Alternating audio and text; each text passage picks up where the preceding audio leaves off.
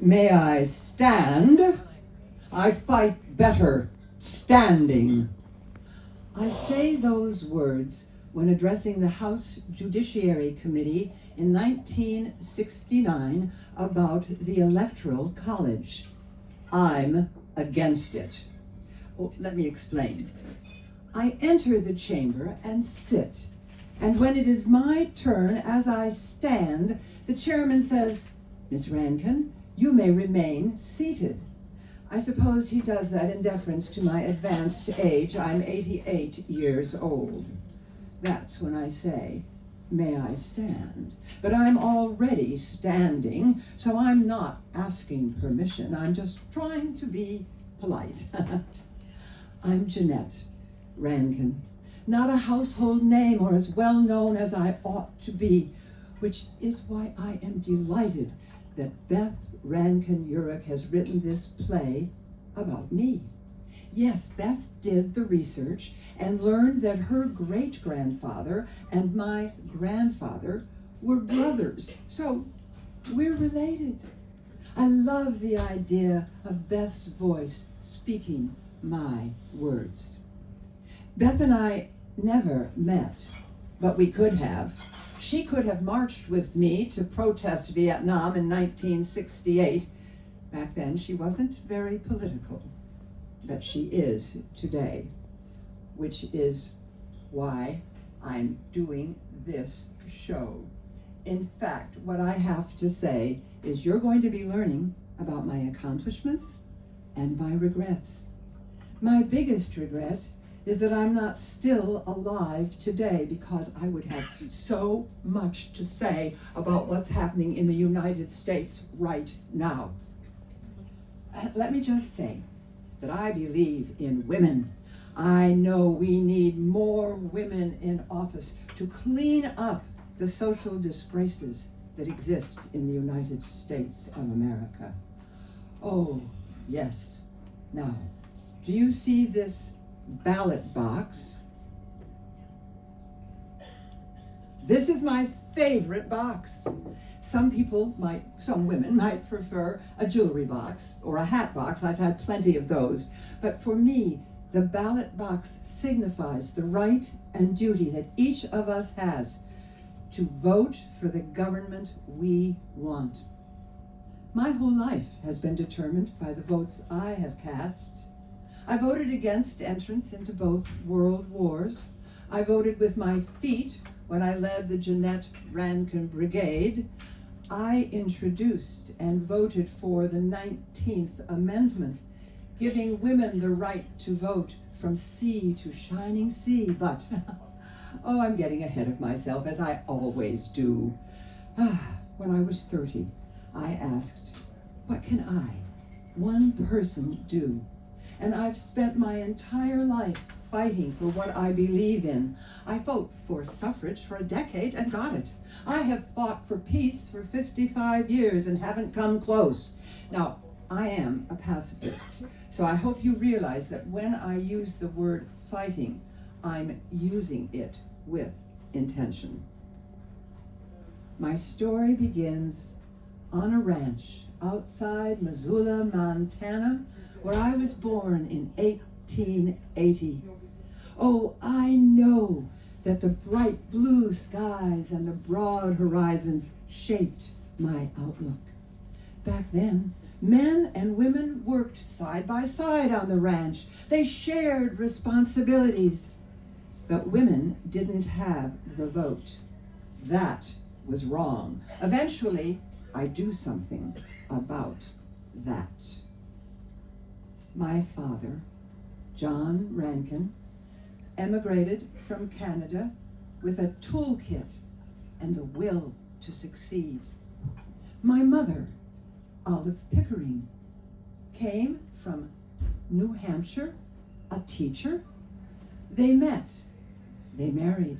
A year later, I arrived, the eldest of 7 children. You know, we were 6 girls and 1 boy. We always called Wellington the boy. As a girl, what I liked most was riding alongside my father as he surveyed the ranch.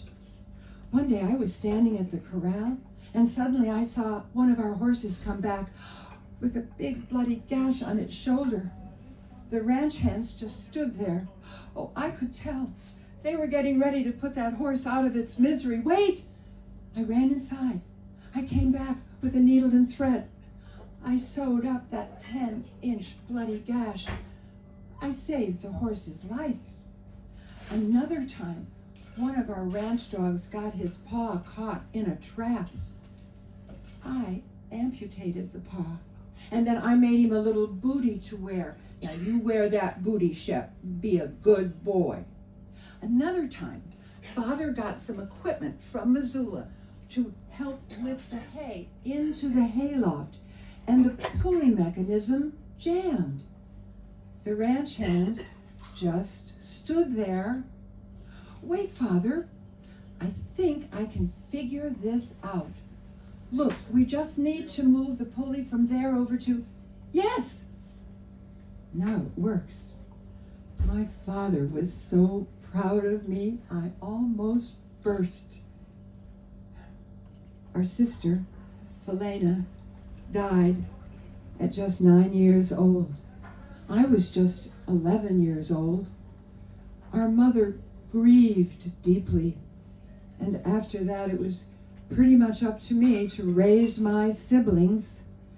Later, they said I was bossy. Well, of course I was bossy. I had to be. We all graduate from college. I graduate in 1902 with a degree in biology. I do my senior paper on snails. I don't much like school. You might be able to figure that out. I write in my diary, go, go, go. It doesn't matter where, just go. But it takes me almost a decade to figure out where. I head east for the first time when I'm 24 years old with a school chum. We go to see Wellington, who's at Harvard Law School and has fallen ill. I nurse Wellington back to health. Wellington gets well. And then we get ourselves invited to President Teddy Roosevelt's inaugural ball. An evening of dancing and beautiful ball gowns. Oh, I am already an accomplished seamstress, and I love looking at the ball gowns. Oh, the president's wife, Mrs. Roosevelt, is in pale blue brocaded satin with a lovely dip at the waist. It's exquisite. Then we travel to New York City. We stay at the Waldorf Astoria Hotel. I love promenading up and down Fifth Avenue, but I am appalled at the slums and filth. I go back home, but I'm not a simple ranch girl anymore. The poverty that I have witnessed in Washington, D.C., New York, and Boston haunts my dreams. I head to San Francisco, which is also rampant with squalor.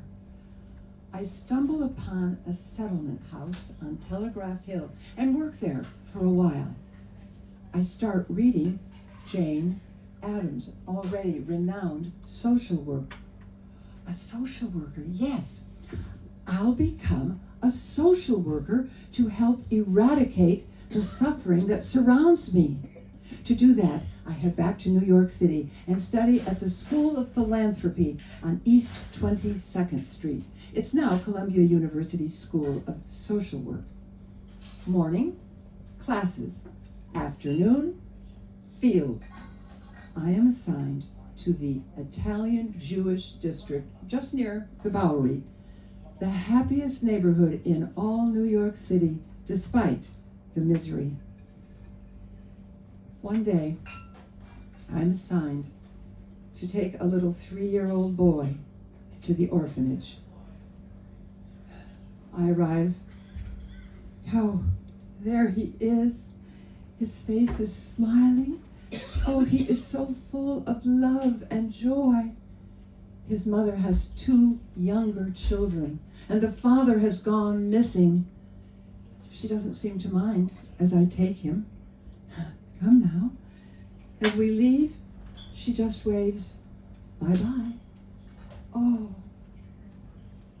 Before long, I realized it is not my calling to be a social worker, but to work for social change. To do that, I head to the state of Washington. I set my sights on women's suffrage. Now, I am an excellent organizer, so I get sent to Ohio, Florida, Michigan. Wait, I say, why not get the vote for women in my home state? To do that, I travel 9,000 miles all around Montana. Many years later, John F. Kennedy writes that I travel by horseback. That's just a Wild West myth. I travel by train, but in places where the train is inaccessible, I drive. Wellington teaches me to drive his Model T. Oh, I love driving fast. Let's go. I am a grassroots organizer down to my toes. I speak anywhere. In schools, I tell school children, go home and ask your fathers why they don't want your mothers to vote. I speak outside dance halls and saloons. I have a recipe that always works. I begin by saying something nice and friendly like, good evening, gentlemen. You know, your representative is a kind, upstanding man, but he is against women voting, and that's your fault. You haven't told him how you feel. And then I tell a little story. There was a little timid boy sitting on his father's lap, and the father was trying to explain that the little boy didn't have to be afraid of anything. Oh, Pa, but what if you'd see a great big lion?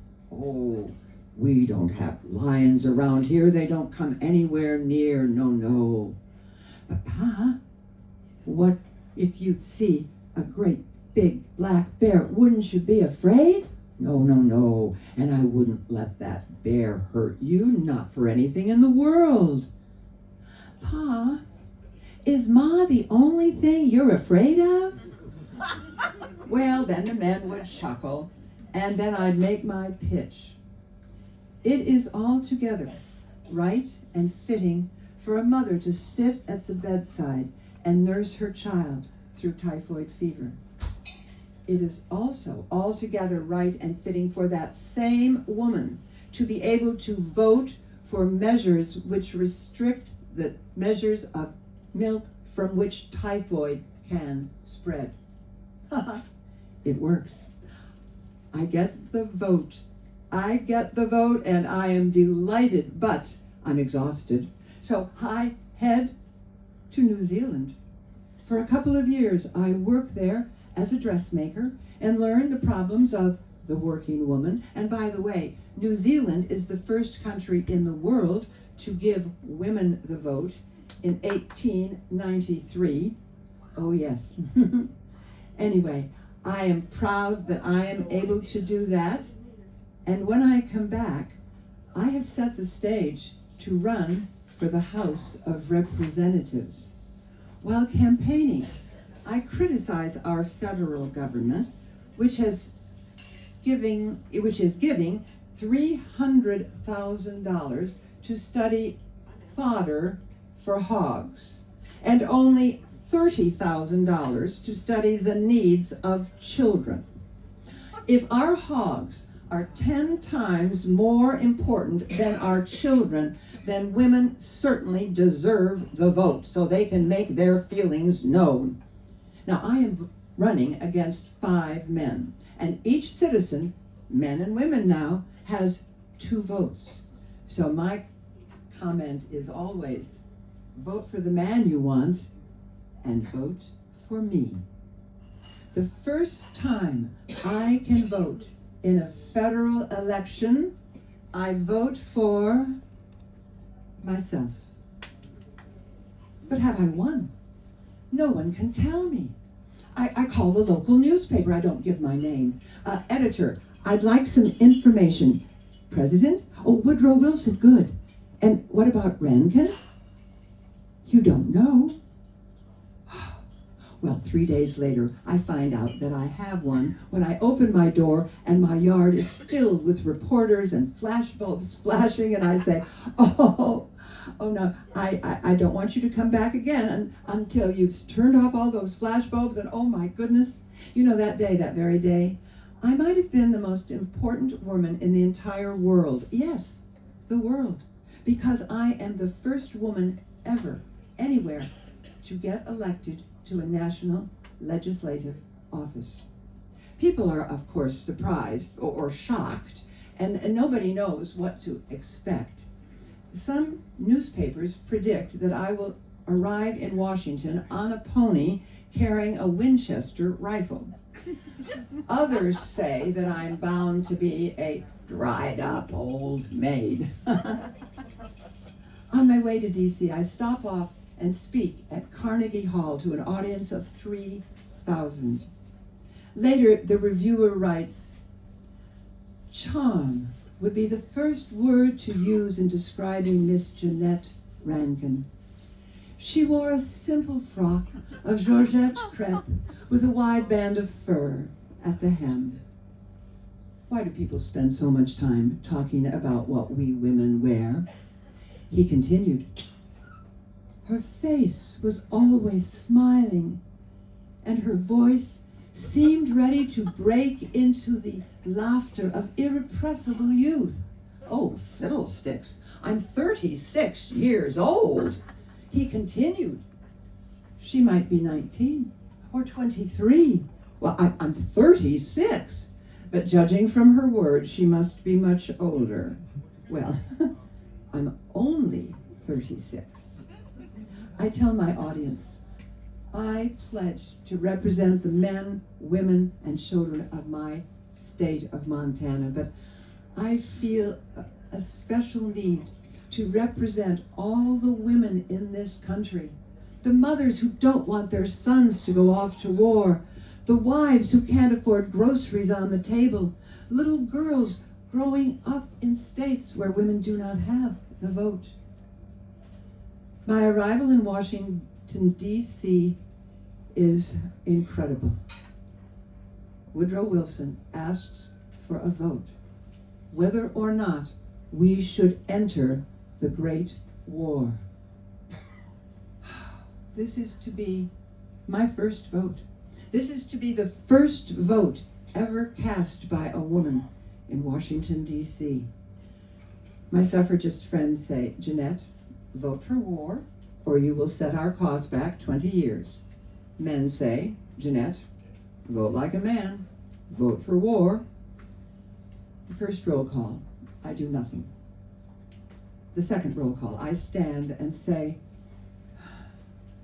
I want to stand by my country, but I cannot vote for war. I vote no. I am one of only 50 who vote against entering the war. Later, it was reported that I collapsed. I did not collapse. I do put forth the 19th Amendment, giving women the right to vote from sea to shining sea, and I vote for it. It passes in the House, dies in the Senate. When it finally passes in both houses and then is ratified in 1920, I'm no longer in office, but I am the only woman who voted to give women the vote. That's what I'm proudest of.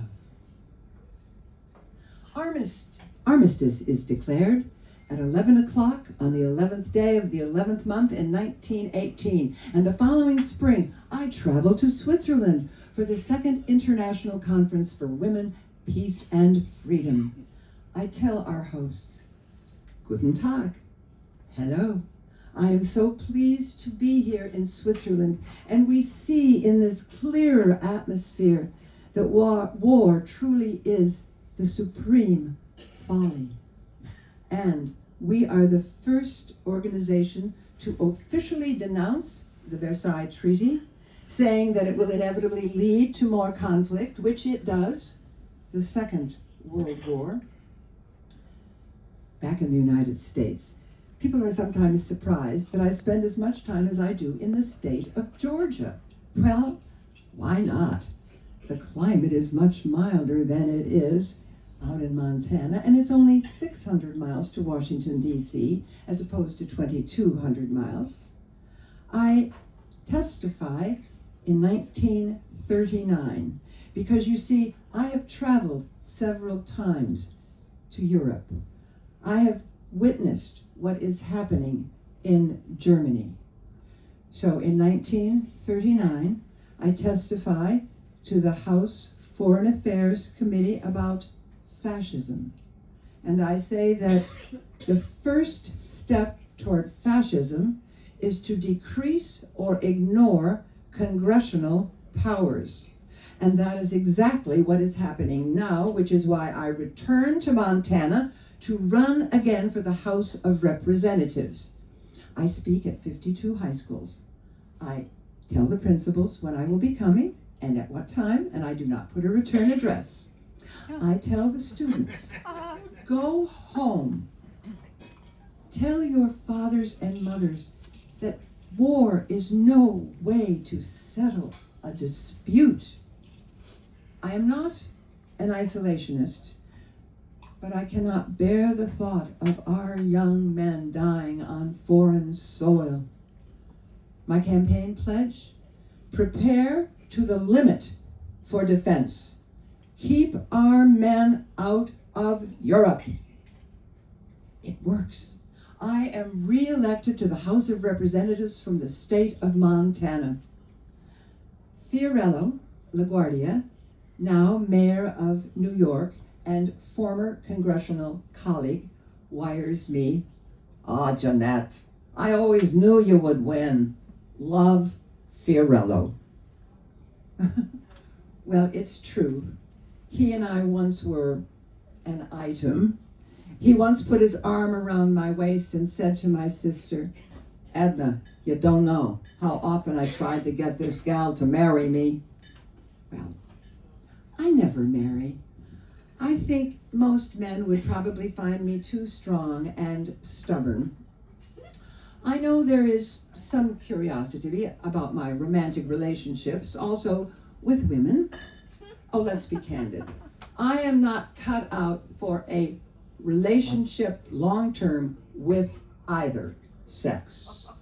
I think much more important than the state of my sexual preferences is the state of the union.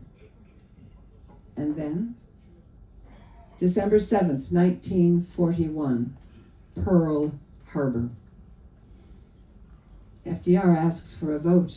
Well, I have no hesitation this time. I say, as a woman, I cannot go to war, and I refuse to send anyone else. I vote no. No. I am the only dissenting vote. Wellington wires, Montana, Jeannette, we're against you out here 110%. Well, I'm not re-elected. That's a regret. I spend the next few years helping with my mother, who's aging. Oh, if you've ever had to deal with an aging relative, you know what that's like. And then I take her to my sister Edna, and I head back to Georgia. I do love Georgia.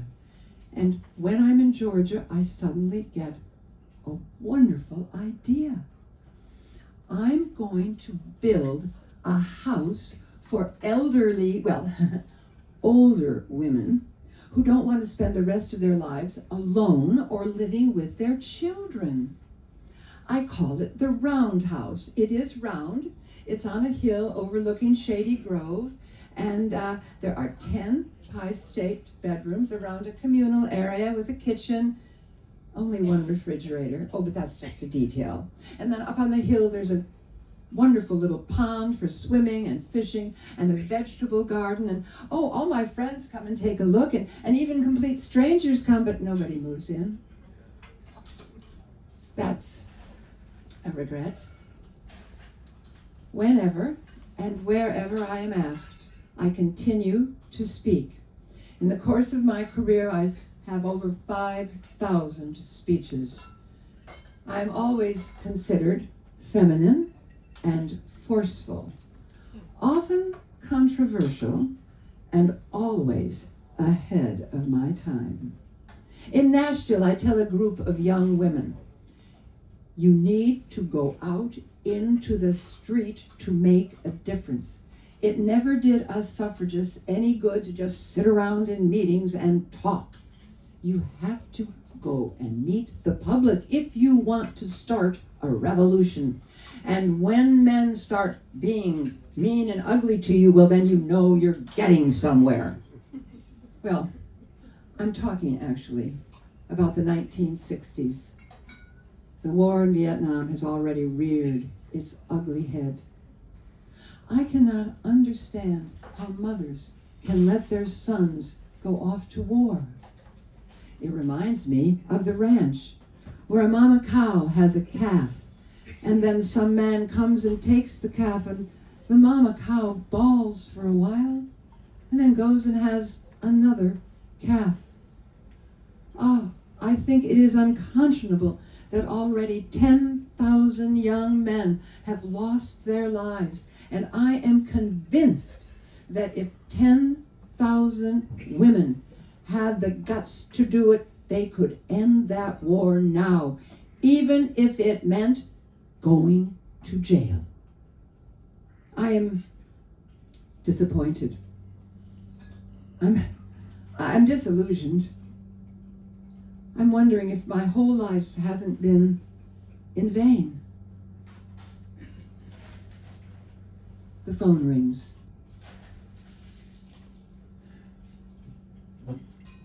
Hello, Rankin speaking. You're planning a women's peace march, and if I lead it, you'll call it the Jeannette Rankin Brigade. Oh yes, you can count me in. I'm almost 90 years old. Let's march. We march from Union Station to the Capitol. Judy Collins sings, "This land is your land." We march, the leading feminists of the day.